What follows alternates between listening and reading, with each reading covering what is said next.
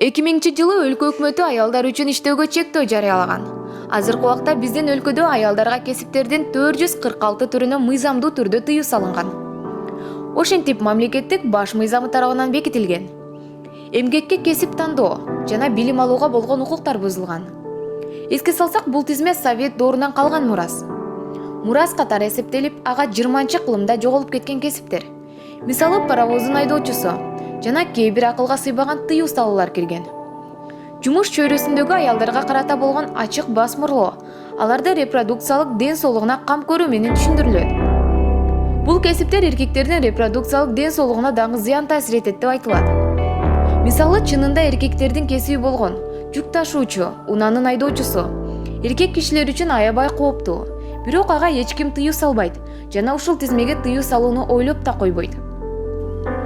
Аялдар үчүн тыюу салынган кесиптер кадыр барктуу жана жогорку наамга ээ. Аялдарга көптөгөн кесиптерге тыюу салынып келинген. Натыйжасында жогорку акы төлөнүүчү кесиптер эркектерге тиешелүү болуп калган. Мамлекет бир катар тармактарга аялдардын ишин атайлап чектеп, жумушсуздукту гана эмес, аялдардын эмгек миграциясына катышуусун да эске албай жатат. Аялдардын иштөөсүнө тыюу салынган тизме тең укуктуулук принцибине каршы келет. Ошондуктан бул тизме тезинен жокко чыгарылышы керек.